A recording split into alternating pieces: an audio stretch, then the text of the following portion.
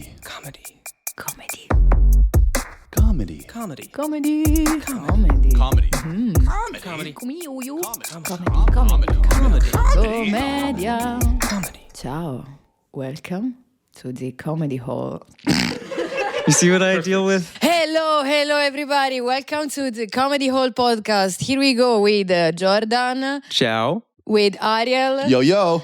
I am Beatrice, and here we have Elin with us. Hey, our Yay. special guest, Elin. Davydova. Davydova? Yeah, right. Yeah. Davydova. Davydova. Elin hails from Ukraine. She's living here in Warsaw right now. Where are you from in Ukraine? Kharkiv. Oh, Kharkiv. yeah, Okay. yeah. Do you still have family there? No, I deported them out to Poland. Okay. So everyone's here in Poland from your crew. Good. Well, you're our special guest. We've seen you on stage many times. You're very funny. And Elin is Thank you. also our first female guest. Is that true? Really? Yeah. Really? Oh It's my true God. What because about your sister? but among comedians, Yeah, she's the first That's one. true. That's true. And she also because it's one of the few female comedian Yeah. in Warsaw. The other one is right here. Oh, there's a couple more. There's Rana. Oh, yeah. There's Jasmine. Jasmine left. Jasmine's gone. There's Rana. And Beatrice and Ellen. And Alan. So we Welcome, are three. Ellen. Can we start with just because we were in the middle of that and we said, stop, let's start recording the story of you getting drugged in China. Yeah, that's a good intro. Yeah. Drug in China. Yeah, so I was living in China. How long ago was this? 5 years ago, but I spent 6 years in China and 5 years in Japan in total. What were you doing there? Modeling? Oh, thank you. Very Very smooth, Ariel. Yeah. Good move. No, I was making money, but in different ways. First, Wait a minute. That sounds a little more illegal than modeling. No. It was very legal. I even had the work visa. I paid my taxes to communist government. Okay. I'm all clean. And I went there as an English teacher. But I was pretending to be. I had to lie that I have American background for people to hire me. And for Chinese people, like people in Asia, they don't see differences like in people not from Asia, so they can't tell if I look like Ukrainian or I look Armenian or I look American. So Sure. I could easily lie. No one checked, and I worked for 3 months as a teacher, and then I understood that I hate children, and I went. It's a true story. They were terrible, and How then young? a very small, like 3 years old, 2 years old, and they were like they were scared of me because I was a white person, and it was probably the first white person they ever seen, and they thought I was a monster, and I had to organize that part like a whatever English party for that kindergarten or something, and I dressed up like a man. What's the name of the pirate? The Johnny Depp was the pirate. Jack Sparrow. Jack Sparrow. Yeah, and then they were not scared. So when I was myself, they were like, "Shit, we gotta run." And when I was a Jack Sparrow, Yeah, they were, they're like, "I love that guy." Yeah, that's how. So 3 months out, and then I got hired by bar, and that's where I felt at home because bar is nice. Yeah. And I was singing in bars. You were in a bartender. You were singing. I was singing in bars. Oh, I was sweet. singing in French in China, and I don't speak French, so like I had to, and that was really convenient because what I was doing, it was just listening to French songs, and Zaz was popular back then, and I was like making the transcript of French language in Russian, and then just remembering it made no sense to me, like no idea what French is, and I was singing, and Chinese were like, "Oh my God, your French is amazing." It all worked really, really. It worked out until a French guy came to the bar, and I was living in a shithole. I was never expecting anyone, but like French person in that shithole. But French people, they are everywhere, and then they come, and it was embarrassing. Wait, you got called out by French people too? Yeah, he was like, "What the fuck is that?" I know that. You should have said they're not French. They don't speak French. See, then I have no idea what I'm saying. Those are That's Russians. a dialect. That's a dialect. That's it. Okay, so then what happened where you got drugged? So we're talking about people getting drugged. Like I was just saying that I don't get it. I don't take shots anymore from people just in case, because sometimes here in Poland people do get drugged. Right. So you got drugged. I got drugged. Yeah. By the French? No, they don't have money to buy drugs. No, it was like because I was a singer, and in China the karaoke thing is very popular. Like everybody goes to karaoke, and Karaoke is a Chinese word? No, Japanese word. Japanese word, yeah. But Japanese stole everything from Japan. But regardless, so I went some guests of the bar, they said like, "Oh, you're a singer at this bar, so let's go and sing with us, and we're gonna give you a tip just to sing with us in the karaoke." So I was like, "Yeah, whatever, let's go." Sure. It's a common thing. It's extra cash for singing. So I went there, and they were like. They were like, we're non-drinkers. We don't drink alcohol. I was fucking perfect. I don't want to get like drunk. And they were, but we have like coffee. And coffee was a thing back in China because it was rare. Like you couldn't buy coffee in the street. Like it was 2010 or 11. And like, yeah, nice coffee. And they had like, like we have like Jacobs like in the sticks. And they pour that out, and it's really coffee, and it tastes like coffee. Yeah. But then, like, I drink in my coffee, and then I feel like Rihanna song that I was about to sing feels like extremely sexy. Like I want to take my clothes off. And Rihanna, I don't like Rihanna, and I feel like and I never took drugs ever. I was a kid. I was like 18 years old back then, and Oh, wow. and I feel like something bad happened. And it's a bar. It's a different bar, not the bar where I was working. It was just a karaoke bar. And I get out of the bar, I feel it. I'm fucking drugged. Like, I'm drugged. So it went from you being like, oh, this is, I feel super sexual to like, I want to throw up? Or Yeah, everything got spinning and I wanted to take my clothes off and I couldn't breathe. And like, it wasn't pleasant. My God, that you were in China alone. In China. But I was lucky because I could speak Chinese. And I get out and I went to the manager of the bar and said, like, I got drugged, hide me. Because in China back then, mafia was still on. It was a real thing. And they took me, yeah, okay, like just don't make like a lot of mass because if it goes public, like the bar is going to get shot. I was like, yeah, just hide me. And they hide me and they put me like in this manager's room or something. And I'm lying down, calling my friends, like, come take me out of here. And in a couple of minutes, this gang comes in and they just beat me up. Just for me not to say anything out. They just beat me up. Not the guys who drugged you. No, the guys who drugged me, they found me in that manager's room. They come into the room and they beat me. But I didn't feel anything because I was drugged. But I was alive. So and then my friend just came and took me home. It was ketamine. From what I Googled, it was ketamine because I started seeing things. Jesus. Like I was looking at that sofa and the sofa looked like a horse. And then I was looking at my hand and it looked like all tattooed because the associations in China, people who are in mafia, they have tattoos. And I'm like, now I'm mafia and I have tattoo. And that was the only and the last time I ever like took drugs because fuck. Yeah, that of course would turn you off from drugs. Jeez. Good start to the podcast. Yeah. But also you were saying that like it's communist China. If they found you on drugs, then you would go to jail. Yeah. You can even get. It's still capital punishment in China for drugs. Crazy. They can kill you. Yeah. So that's why you asked to be hidden in the room. Yeah, absolutely. Like there was no way. Even nowadays, China is getting just worse in terms of like government. You can't. No, you gotta run and like keep it to yourself. Jesus. Crazy. That's a crazy story. And how many years you spent there in China? 6 years. But after that, it was all nice jobs because I got into corporate and I got like in PR and did all this like white collar jobs. So you stopped singing at the bars? Yeah. I kept some gigs, but like weddings and like not funerals, but like nice events. Yeah. They paid well, and it was like. I attended so many weddings. I don't want to get married ever. Like they're terrible. On one wedding I had a turtle soup and I actually ate a turtle. Sorry, Beatrice. I know you're a vegetarian. But it was tremendous. A lot of money. How many languages do you speak? 6. Wow. Ukrainian, Chinese, English, Russian, Japanese. Fuck. Japanese too? Why Japanese? You were I living lived in Japan. For how long? For 5 years. Are you good at picking up languages? Or did you study the language? Not on purpose. If I don't want to learn the language, I will pick it up. But I can't say I'm good at picking up languages. It's just life makes you. Like here in Poland, you don't have to because you kind of can understand stuff like speaking Ukrainian. So I'm like, I don't care. Right. But in Japan, you got to fucking survive. And in China, you got to survive. Yeah. No one's speaking English. And why did you decide to move so far? Like, how did you feel living alone in a country that is so far culturally. Okay, the question is Why I clear. left, why? And how did you feel living so far from home? From home, yeah. I felt fucking amazing. I felt free. I felt lucky.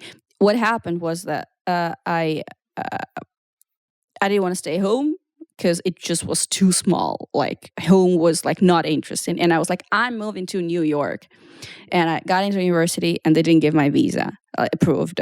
You got into the university though. Oh, yeah, shit. and I don't know, the police off or whatever. Like, Was it New York University? Yeah. I got into New York University, couldn't afford it. You couldn't afford it? Yeah, so it didn't go for different reasons. It's $50,000 a year. Yeah. Jordan is bragging. Yeah, I know, but I didn't have the money, but I was intending to This make is the money thing we while have there. in common. This is very, you guys stop interrupting our conversation about me. No, continue. So you couldn't go because of the visa situation. The visa situation, I was like, fuck it. If I'm not going to the United States, I'm going to go to China, because China was like easy to get in, easy to get a job as an 18 years old. And I went there, and then the journey just never stopped, because once you become an expat, it's very, like, you cannot stop until you get 30 and you're tired, which happened to me afterwards. And and then like I was living in Shithole, and then Shanghai blew my mind, and comedy and gigs and social life. You meet people from everywhere in the world. You learn all the languages. You eat different foods. And then Japan happened, and then I found a man who took me to Japan, and there was the love story, and then comedy, and then I got tired. But it was just always this. Every story ends with, and then I got tired. Yeah. But really. Yeah. So you started comedy in China? Like on transition between China and Japan, but like Japan. Like official, my first gig was in Japan. Can you tell us more about your first gig? That was fucking amazing. It was better than First Sex. It was, of course, First Sex is never good, but it was. But there is a story before the story. Okay. I was in a relationship with an Italian guy, which made half of my material. I mean, the breakup story. He is like a lot of punchlines he gave me, and like he was so boring that one day I had to Google like funny events Tokyo tonight now. Like it's true story, and what I see is like Tokyo comedy, like that a shitty bar not far from my house. And like, what the fuck? Okay, I'm gonna go. I go there, and there is this host, and I'm very shy, and I hide myself in the back of the room. And there's this host wearing a orange, whatever this color T-shirt, looking like very spectacular. And he started picking on me like during the show and asking me questions, and I got so embarrassed, and I got so angry to the host because he embarrassed, like it was terrible. Everybody laughed at me. I was like, no, revenge, like vive for vendetta. Do you remember what he was saying at all? Do you remember something about my hair, about me being Ukrainian? I don't remember the punchlines, but everybody was laughing. You remember the way you felt? Yeah, it's terrible. So I said, like, I'm going to do this to other people. Wait, it was a bad feeling for you. Yeah. And then you're like, I got to do this to someone. Yeah. True story. And so my personal life was getting more and more boring. And I was like, and there were more and more shows. So all my nights were in but as a audience.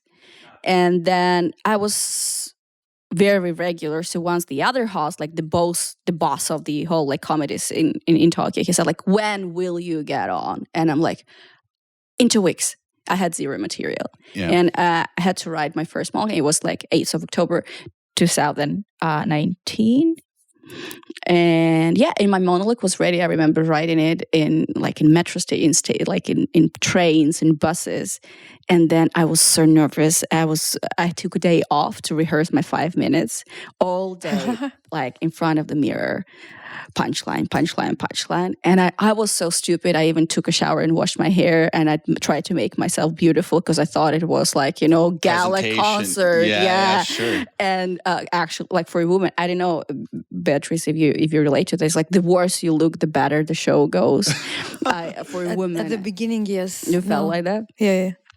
But I was all fancy. I was Beyonce on that, but I killed it. It was, and I still have Do the you recording. remember something? Yeah, I still keep the jokes. Okay. I still kept. I have the jokes about.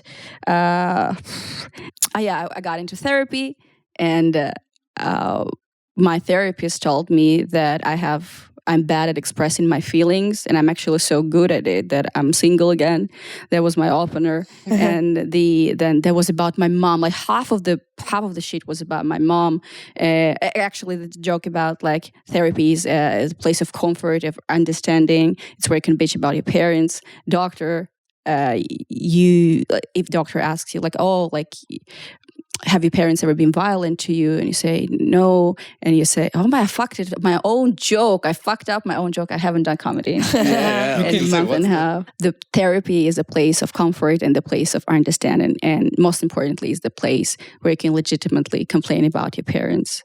It's always about your parents. Like you come to the doctor, you say, hey doctor, I have claustrophobia. He goes like, oh, have your parents ever locked you up in a dark room? You say, doctor, I prefer to sleep with married men. Say, or has your father ever been violent to you? And by the way, what's your Snapchat? And the Snapchat, it's for my first gig ever, and it always works. It always works. They're a good show. And then when you went up on stage, were you nervous? Do you remember? Terrible. I lost weight in that 5 minutes. I lost 5 kilos in 5 minutes. But then I went off like I felt, this is what I could do. I didn't do any crowd work. Yeah, but then, of course. And then the guy in an orange Fergal, in that orange shirt, he became my mentor. Like, I mean, not officially from now on, you're my mentor, signed the contract, but he is, and he was still in touch. So sharp. He's the most, like, the best punchline maker I ever met. He's talented. Like, he's so sharp. What's his name? Do you remember? Fergal. He's Irish. Fergal? Fergal. Fergal? Fergal, yeah. Fergal. I heard Virgo at first. Fergal. He helped me a lot. He was like polishing my texts and like, cut that out. And he gave me the best advice ever. Like, keep it short. The shorter joke, the better. And so I tend to cut out all the shit. And I memorize my jokes by heart, which I fucking failed 5 minutes ago, not remembering them. But like, the less words, the better. It's just words. He taught me that. Do you guys, so Ariel and Beatrice, do you keep any of your jokes from your first ever set? I have jokes from before. I have jokes since I was 14 and stuff like that. I still have that book. Yeah. But I mean, like from your first set, do you still... My very first set when I was 18, and then I didn't do it again after for a long time. I don't have those jokes. I kind of remember some. Like I have one that actually made my brother laugh, and I remember it was funny. It was like there's a guy in the States, Colin Powell, right? He was a senator or something like that. Colin, but pronounced colon for like no reason. And so my joke was like, that guy had to correct people on his name because it's spelled Colin. And so he would have to be like, it's colon. It's colon. But you like never, shit. But you never made What the this fuck joke. is the difference? I'm not I've a never made native. it here, but I did it when I was 18. In English, colon means like your intestines. Like it's your intestines. Where you shit out like of is colon. Colon, yeah. And colon is a name. Colon is a gross organ. And he had to be like, no, it's the gross organ, okay? Yeah. Like he had to correct joke. people. And knowing my name, like I was like, my name's Ariel. Like I know I corrected people. It's not Ariel, it's Ariel. That guy had to be like, it's colon. Like the tube you shit out of. And I remember that joke. Beatrice? No, I honestly don't. I don't have any joke from your first set. My It was all first about set dicks. I remember. it was all about. It was funny. It was all about dick. You did well. I did well, and it was. I did some of those jokes in Barcelona when we went, so I did it, but then I just left it because I think I grew, so I'm not attached to my joke. But much. I think part of the reason Ellen keeps some of the jokes from your first set is because that's stuff that you've been like stewing on your whole life, and when you have the opportunity to talk about it, like you talk about it, and that's I think some of the best stuff. I don't know. The thing is, when I wrote those jokes, I've never even been in therapy. It's just like Right. Sure. Yeah. But Just making shit up. Usually it takes people a while to get to the making shit up You phase. did Yeah. nail it. It is about your parents It's- But it's just like people who go to therapy are so annoying speaking about their therapy that you kind of live through their pain. I mean, after everything, of course, like it got viral and I got into therapy. But when I wrote that joke, I was just annoyed by people who were in therapy and by their therapists Sure. and like, their past. Oh, I am so depressed. I'm so down. So I'm going like off Instagram. Don't text me, bitch. You go off Instagram, just go off Instagram. Don't tell everybody you're in therapy. Like, I fucking annoying people. I hate people. Sounds like you might need therapy. Yeah, I do. No, I'm good. Like, I think everybody just have to admit that life is not a fucking honey. Like, it's not sweet. It's just terrible as it gets.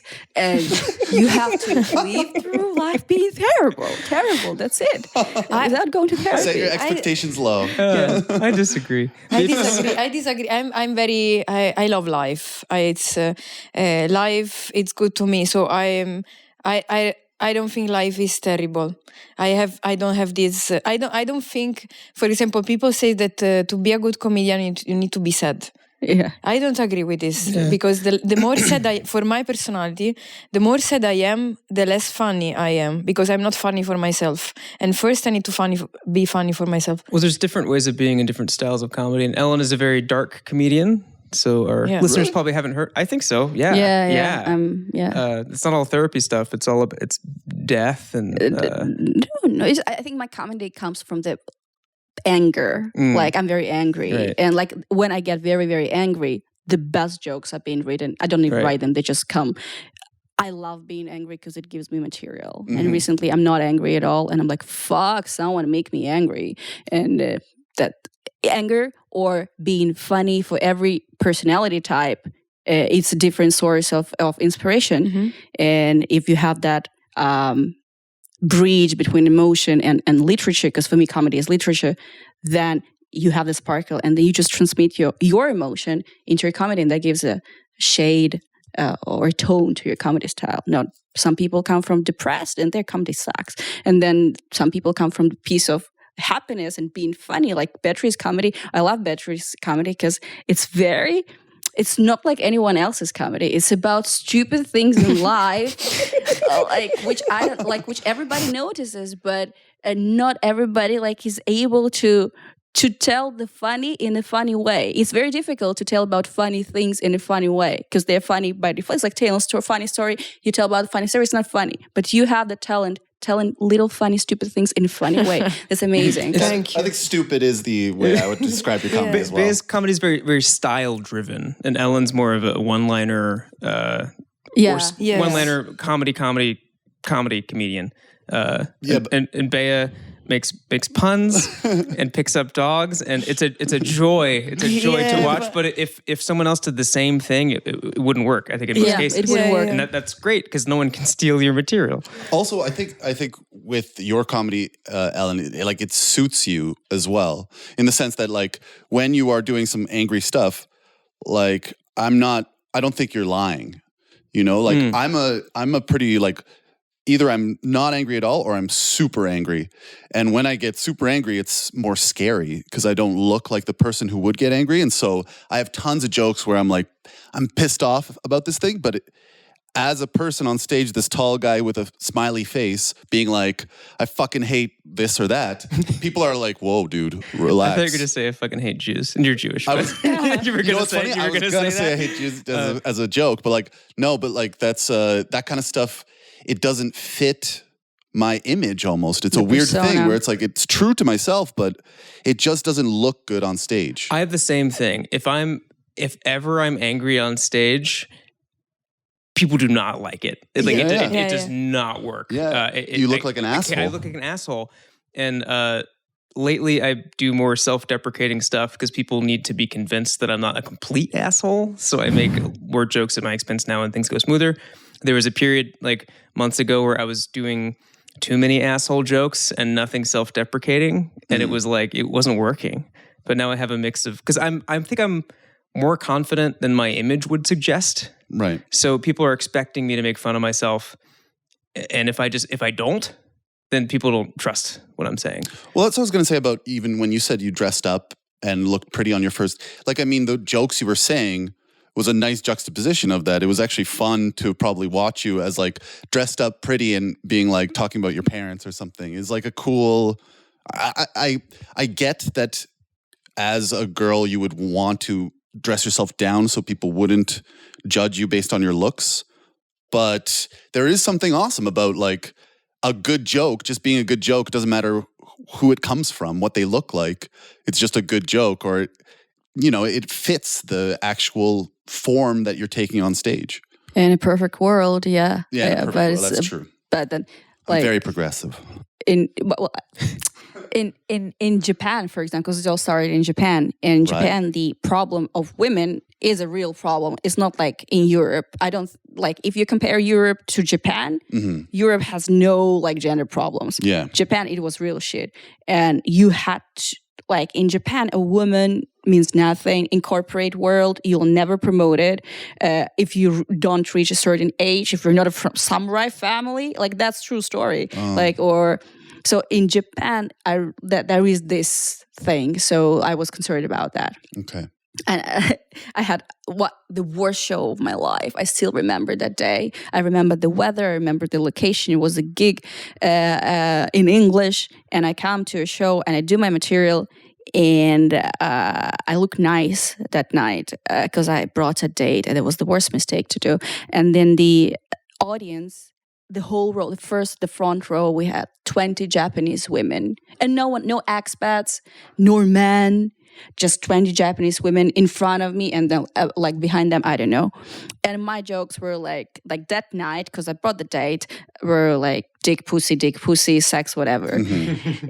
And it was the first time, and I hope it's the last time, when I saw those Japanese women. They just they closed their eyes with their hands, and they looked down through the entire set. I got zero laughs. Wow. And I brought a date. Was that the last time you saw that date? I had to fuck him. The show was Make him forget about the show. Let me erase your memory right now. Man, yeah. If you're a man doing the same, it doesn't work. It's just complete opposite. That's very funny. Yeah. But I'm interested to understand, because we are all from different parts of the world, and I think we bring our culture into, or of course our life experience, but also our culture, our country style, let's say, a bit into comedy. And you lived in China, and you did mainly comedy in Japan, right? Mm. It was different, the style of the comedians there, like, because also in Warsaw, it's different doing comedy in Warsaw than in Berlin, than in Barcelona, and so on. It's a very good question, and it's also a difficult question. And I must say that I am very privileged to have that experience and to start doing comedy in Japan, because there is the country Japan, and then there is a very privileged expat community, which only in Tokyo is 500,000 people. And those people are from everywhere in the world. And those who do comedy, they're not representatives of one country. They're representative of this global community. I had comics there, like my team, Ireland, UK. We had some Japanese guys. We had Australians. And then there is this, it's just a library of international experience who raises the other comics. So we all, like people from Tokyo Comedy Club, we are on the like international standards.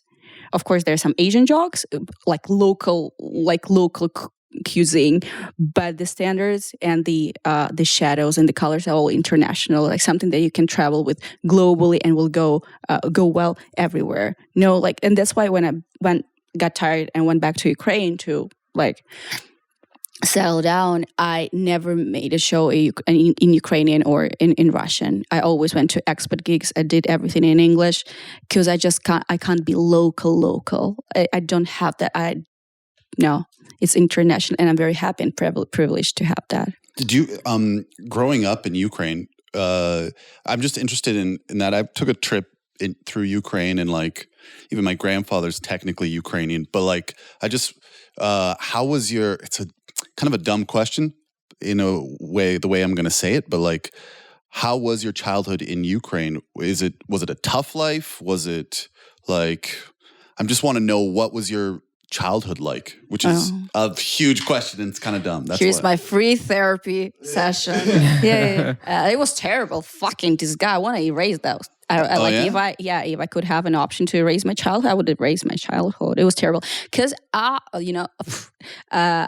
was a refugee from the beginning. Because my mom, I'm not like I have no Ukrainian blood at all. Like I was just born in Ukraine and I was like raised as a Ukrainian passport and all the shit. But I am Armenian, 100%, DNA, whatever.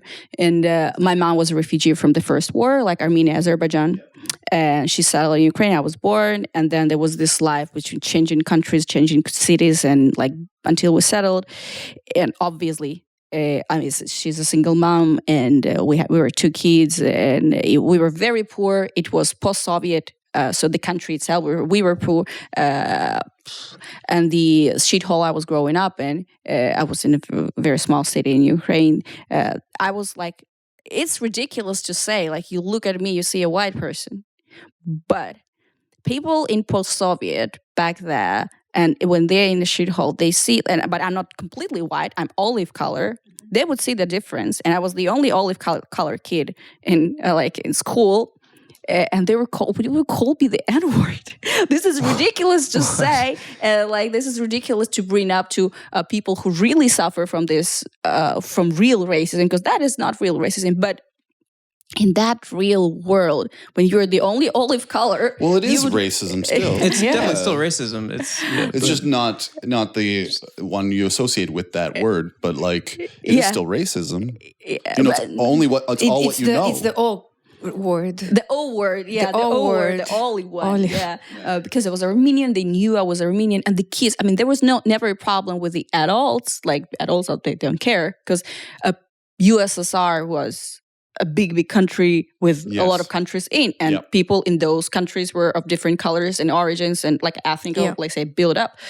So they were, but the kids were mean. They were terrible, disgusting. This is when I started to hate kids. They would, and I was smart and I did good at school. Perfect target for bullies. Mm-hmm. Olive color, smart girl, kill her. And they would take me like out of the 11th graders, like the high school students, and I was a kid. They would take me out, like people, like groups of 10 and 11, beat me up, and everybody was just constantly beating me up. Fuck, like second story. So that was fucking terrible childhood until I got boobs. So when I got boobs, I was 16, and I moved, and I became a journalist. I got my first job, still being in high school. And they put my fucking face on a billboard, like the journal, like in the city center. I became a star because my first material in the newspaper was about a suicide of a girl in my high school, like parallel grade. And no one dared to make that material. And I didn't give a fuck because I was from the same school. I didn't care about people's feelings. I just wrote it. Right. And I became a star. And everybody, she's a star. Like that girl that we used to beat up, she's now on the billboard, a shitty billboard, but... And I got boobs and I got beautiful and things changed. I wasn't olive color anymore. I was sexy. So, and I said, you know what, shithole, fuck you. And I got to a bigger city, to Kharkiv. I got into university and like got working for mayor of the city, also in the newspaper, and life got great. But that childhood bit was fucking terrible. With the racism thing, I think especially with Black people in the States, there's a history of that. And so it's harder to be like, these people are just stupid. Yep. Like, fuck that, because there's this history. And so it's embedded into that culture. But with you, was it easy maybe not easy, but was it immediate for you to be like, man, these people are fucking idiots. Fuck these people. They're so dumb making this distinction based on my skin color or whatever. Like, fuck them. But kids are mean because adults are mean, and kids, they take... But like, were you like separating yourself like, I'm better than them? No. You have a wider perspective automatically. because anyone who has to come from one community, you get parents from a different country and go into embed themselves into another community, automatically has a wider perspective about the world. So you knew that these people were just small-minded little people, and that there was a world beyond that. I wish I thought that way, but I didn't think that way. Okay. Especially because I thought I was a kid. I didn't understand shit, and I did very bad in history studies at school. We had a shitty teacher because I couldn't understand what was going on, and I was like, I remember that period of time. I was really sad because I was Olive. Like I was believed that I'm worse, that I'm Olive. I see. So you didn't transcend that ignorance. You were like, oh shit, maybe that's true. Until I got a friend. She was more unlucky than me, like in that perspective. Her father was from Ghana and her mother was Ukrainian. And she was even darker than I was. And we had the same problem and we became best friends. And she got boobs and ass earlier than me. And she had a gorgeous body. And you know that switch from I don't see color to I like your boobs is very fast with the teenagers. Sure. And we just got united, and she said, "We're gonna rock this world. We are beautiful." And she made me believe that we are beautiful. We are beautiful. And then I saw that she got really popular, like just from the sexual perspective, it was very important. Like to feel ugly, unwanted, and like disrespected for how you look, and you cannot change that. Yeah. To start believing in yourself. Girl, now I don't care how I look. Like I know I'm good. Like I don't care. One day I can be good. One day I don't care. But back then, for a teenager, it was important. And I remember, like there was another friend, and like I wish I were white. I wish I were white. How can I bleach myself? I even tried bleaching myself. You know, like with a hair color. That was stupid shit to do. And like obviously, my mom never knew about that, and my teachers never knew about that. Like it was just me and my friend. Yeah, but then everything got resolved. Yeah. Geez, that's a heavy thing to think about. Just like a kid going through their own thoughts in their own head and not telling anybody too. I don't know. But it's good that it was a shared experience because you found someone going through the same thing. Yeah, and that's a godsend. Yeah. While we're on heavy topics, do you mind if I? Yeah, sure. So typically comedians agree that anything can be joked about. Yeah. Right? It's all on the table. There's been kind of a conversation in the Warsaw comedy community about whether you can joke about Ukraine and in what ways. So, and this is something I find very interesting. So I was wondering what your perspective is on jokes about the Ukraine war and like, I just stay away from the topic. No, I like the question. I also thought about that. Yeah, sure. Yeah, it's not only in the Warsaw community, but it's worldwide. Overall, this specific topic. We're so close to it being in Poland that I think it's especially important for us to have thought about it. Yeah. I just wanted your perspective on it. Everything can be joked about. I do agree. But it's very important for you in a joke. Because this war, for me, honestly, this is probably the second topic after racism, which is either black or white. You can't be in the middle in terms of the side you pick. This is where you have to pick your side, and you have to be very firm in the side. You can't be like, oh, I don't know much about politics, because people who don't know much about politics are the fucking reason why my people are dying or why I lost the home. So when you do a joke about this topic, you have to be very confident and very precise in the message you want to transmit with this joke. If it's like, hi, you're in a shelter. Yeah, we all have to be in the shelter. Your joke sucks. Yeah. If you don't pick a side in your joke, and if it doesn't bring a deeper sense, then cut it out. It's just going to hurt people because this is too soon. If it's a good joke, it's a good joke. Yeah, I think the problem is that so many people are making jokes that are just betrays their ignorance of the topic, or like they haven't thought about it or connected with it emotionally. And it's like if you make a homophobic joke, for instance, even if the joke is maybe structurally sound somehow, people are just like, oh, this person isn't really connected to this. Like they're not on the same page with reality or what reality ought to be.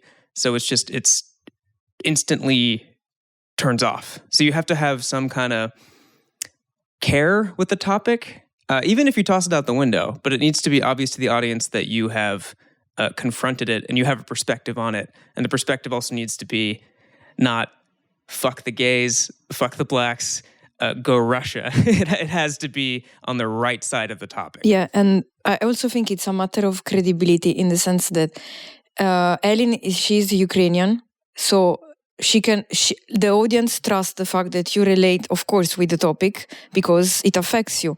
It's like Zinger. He can talk about racism. It's credible because he's black. He suffered of racism. So it's all. If I talk about Ukraine, I'm so like I am close with because I'm in Poland, because I have friends that are Ukrainian, but I could never be so credible from audience perspective that I care as much as a Ukrainian person will do. It's like a fat person can joke about being fat. If I cannot joke about fat people. Right. It's a matter of credibility. I get your point. From audience point of view. Yeah. Bea's not fat for our listeners. But more so, No, but you know what I mean. Yeah, exactly. absolutely. You have to be part of the affected group. No, because you don't have to be, but if you are, it's well, because otherwise, The as connection is Elin was obvious. saying, how can you really you pick where you want to be, but how do you share the message with the audience if you are not credible on stage? Because and being go ahead. I think I mean immediately that's true. Because like for instance, if I make jokes about Jewish people, it's like I have Jewish heritage, so I can say that technically. But if I didn't, I just have to make it clear to the audience. And it's much easier to be like, I'm Jewish and then make a Jewish joke. But if I wasn't, then you just have to set it up better. Yeah. Like you have to show that It's all you're on on the the right setup. side. I think Yeah. that's totally fine. Yeah. Like I wouldn't mind a Jewish joke like from But someone who's not Jewish. Yeah, but for example, Jewish topic is so old in the sense that it's not like Ukrainian is now. Yeah, right. It's related though. Like, but you're not obviously Jewish looking. So whenever I've seen this, whenever you do a Jewish joke, you say, "By the way, I'm Jewish." And I just like FYI. to do that at the Yeah. end to be like to maybe Sometimes get you do it someone. at the end. Sometimes you do it Yeah, at the beginning. I like to like. It is fun to also tease at people, and then if they're like, "Ooh," because it's I'm tension like, and relief, cranking up the tension. If you know how to screw the relief valve and let the pressure out, great. But like the people sometimes that are doing these Ukraine jokes don't know how to do that. So the tension just keeps going up and up and up, and they bomb because they don't know how to relieve it by getting the audience back on their side. Yeah, there was like a Norm Macdonald Weekend Update joke where he was like, there was a study, and here's a pie chart. There's a study that like 70% of all accidents are caused by women, and 43% are caused by men. And if you'll notice, that math doesn't add up because the pie chart was made by a woman. and then it was like, Even though I knew that was coming, I yeah. still laughed. But then the joke was, he was like, and for those of you mad, that joke was written by a woman. And so now you don't know what the hell to That's do. very That's good. the genius part. Yeah, exactly. Yeah. And so I like that kind of like at the end you fuck Yeah. with people because they're mad, and then you're like, fuck you. I don't like when, I mean, I understand people getting upset with things, and absolutely if it's a terrible joke, then fuck it. Like, yeah, I'm not only mad that this joke is on the wrong side, but it's also like this joke sucked. I'm not laughing. And so Because one of the worst bombs I've seen in Warsaw was some guy was on stage and he was talking about how he had volunteered to help Ukraine and was in Ukraine. I saw I think you were that. at the show. Yeah. And two problems. When you combine the problems, you have a horrible bomb. First problem happens all the time. People think premises are jokes. People just state a kind of funny premise and expect you to laugh. Who was this guy? I don't want to say names. Okay. And his premise that he thought was a joke was just, yeah, I was in like the Ukraine shelters helping out, and like the Ukrainian refugees wanted to fuck me, and he just expected people to laugh, but instead, because it's not a joke, and it's about a subject that he seems to have no respect for, despite having helped with, and so the rest of the set, he like basically opened with that was just silence. Yes. And this is combining two problems into one, and that's how you get the worst bombs when multiple things are going wrong at the same time. Yeah. Yeah, you have to make it clear what side you're on. And I think that's another thing with like even race jokes. Like I don't go for race jokes on stage that much, but I have made them to friends who are a different skin color than me because they know who I am. Yeah. And so it's easy and it's fun to like poke at each other with that. when you know where you're from. Like if I just met someone, I'm not mean to them, but I'll be mean to my very close friends because they know where my heart is. And so it's just to show where your heart is to the audience, and then you can make whatever joke. Yeah, exactly. Hand it off to Ellen because she hasn't spoken in a while. What's the question? Any questions? Do you have any more thoughts on this particular topic before we wrap it up? No, I just agreed that guy really bombed. I hated him. That guy sucks. That guy sucks. One earring in his left ear. Yeah. A dangly earring too. And actually, I had a thought, like, because it was back in. I know who was. Yeah, but he's not got it. here anymore. But he I was remember visiting. we were all in the same room. You guys were all there. I remember. Anyway, Yeah, all the I jokes was were terrible. It was not just he started wrongly. It was like completely terrible the entire time. He set the table by like smashing all the dishes, and Yeah, then he yeah. like started masturbating on the table or something, and everyone was uncomfortable. Like it was just fucking 30. It felt like 30 minutes. Probably it was 10. Terrible. He came with a girlfriend, and the girlfriend was filming him. Oof. So she had that. She still has that evidence. We gotta of, find that. And he was a headliner of the show. He was headlining. Yes, he was a Oh my headliner. god. Yeah. One thing also, we watched recently on a Friday, a guy who did it for the first time and he bombed. But one combination that I think I just realized is one of the worst combinations is extreme confidence and terrible jokes. Because it's one thing, like we've had people on stage who are, it's their first time and they're nervous as hell and they're like shaking a little and they're doing their jokes and they're not the best, but like you kind of have sympathy for the person that's on stage. It's kind of like there was this adorable guy who was doing it, little tiny dude from Turkey, and he was doing his jokes and it was like, yeah, you could do it, buddy. Like everyone's on his side. But a guy who's just like, fuck women. And it's his first time on stage and you're like, your confidence is awful, man. And these jokes suck. Like, yeah, that's a bad combination. Confidence and terrible jokes is one of the worst combos. I mean, I don't know how Jordan, because I didn't saw you your first time. How you were confident or? I felt nervous, but I was told people didn't see the nervousness. You were there. If it was, I mean, I don't remember exactly, but I remember the first time I saw you, which must have been the first time you performed, right? Yeah. Like, it was interesting to me because, first of all, you had songs. Well, I didn't have songs. I had the guitar. So I would. And you would play in between. I looped the guitar and improvised guitar over the jokes. Oh, and you were. It gave him space. And it gave him a lot of space. It gave me credibility too, because people were like, "Well, if he can do that, he knows what he's doing." Yeah. And also, you had glasses. Horseshit. You were wearing glasses. If you could do it, you wouldn't think that. He had glasses. I had glasses too. When he had glasses, he looked more like more relatable. More that we couldn't beat him up. Yeah, because he has glasses and you're not allowed to beat him up. Yeah, less hustle. I had, so this is, when I had glasses, everyone said it looked like Clark Kent, right? Now that I don't have glasses, no one says, "Oh yeah, Superman." Yeah, I like that joke. That was a funny joke. It is true. Wait, what? Do you wear glasses or did you just have it I got laser eye surgery. Oh, boo. But hey, I should have kept glasses. I have a joke about that too. I have a question for Elin. Yes. Do you have any topic like currently that you want to talk about not now in As a comedy joke? Yeah, that you want to write about, like any specific topic you are thinking to write about those days, something that really there is any topic that is in your mind. And now my question is fucked up, but you got what I mean. I got it. Okay. Yeah. 2 topics I'm thinking about recently. One has been hunting me down, which, and I cannot find the good words for it, is about men bodies, male bodies.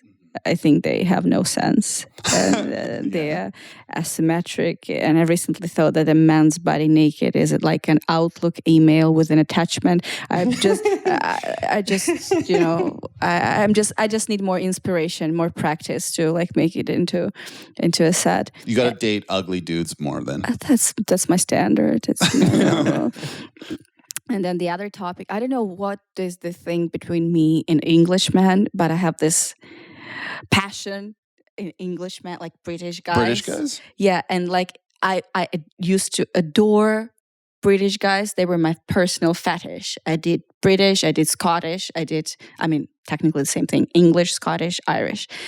Did all of them. And then I got my British residence permit, and I lived in the UK for a bit. Like I couldn't make it more than 1 month and a half, and I came back to Poland, and now I can't even look at them. Yeah. And so I went through this transformation and with my passion to British men, and I want to write about it. There are a lot of things in them that can be funny. So you're not attracted to them anymore? Yeah. You had your own Brexit. Yeah, I had my good. Yeah. I had my own Brexit. That's a good one. I'm going to take it. Have it. Go ahead. Yeah, that's and it's like because they used to travel to Japan. I mean, when I lived in Japan, they came and there was no COVID, and to Ukraine, and they with their pounds, right? And they were worth a lot back then. And a British man with 10 pounds in Tokyo, it's a rich man, but the British man with 10 pounds in the UK is basically the worst shit you can find on Tinder. And then like there's a lot in that country. That country is done. And the people there, the men there have big problems. So like, and I have personal feelings to that nation. So I want to write about that. Yeah, it's interesting because I personally like have, I mean, I have friends who are British who are totally awesome, whatever. And there's always shitty people anywhere you go and great people anywhere you go. But I definitely have something against British culture that annoys me. And so when I do jokes about it, just because of what I talked about before, about like how I look on stage and how people accept me, I do have to soften it a little bit. I can't just be like, fucking bring it on, British people, fuck you. I fuck have to the queen, as Zinger says. Yeah. I have to be a little bit more like, oh, I don't know what, they always want to fight tall guys. Like it's not really true. It's just the fact that I want to make fun of British people and I don't want to come off too mean. Whereas I think from you, it's like making fun of British men is not like, no one will be like, ugh, fuck you, Ellen, except for maybe a British guy. And then it's good. Yeah, it's good, yeah. It's a win-win. Like posh British guys, was it? Like Downton Abbey types? No, I liked the... what's that shithole in not Buckingham Palace? No, Birmingham. I like Birmingham accent like Peaky is Blinders. The worst. Yeah, I like those douchebags. Like they were like they had the color and the spirit. You know, like that. Cockneys. Yeah, the working class. Yep. And I know a big disappointment. Yeah. Like another disappointment. Well, you have a lot to work with now because Britain is imploding with the prime minister being replaced every few days. So I look forward to hearing those jokes in the coming weeks. Make fun of British people, totally. It's so fun. It's so fun. It's great. It's a fun time. It's not like they're the oppressed people that you're punching down at or something, which would be fine, I guess, too, with a good joke. But like, it's fucking England. They're the most privileged passport, one of the most privileged passports. They are one of the like top like ranks, whatever level of life, quality of NHS. They're good premise to like nobody's gonna get sad if a joke is made on a British person. Yeah, absolutely. And the British white trash is like the trashiest trash there is. If you've been to Mallorca ever, the streets are just flooded with like drunk off their asses British people fighting, shouting. Sure. And in people Warsaw come to too. Poland, or like my friend told me that for sport.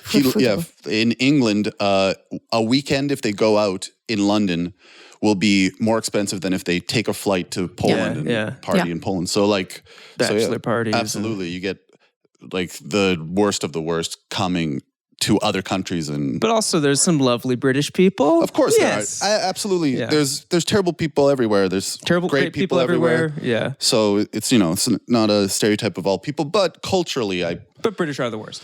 Yeah, it's just pickles up their ass. And that's how we lost all our British audience. Sorry, British. We didn't have any. You guys are the good guys. The people listening. But they have taste in comedy. What I like which they did, I got disappointed in Britain, and this is where my anger is coming from. But the one thing that have to give it to them, good comedy. Yeah. Mm-hmm. Good comedy clubs, good comedy culture.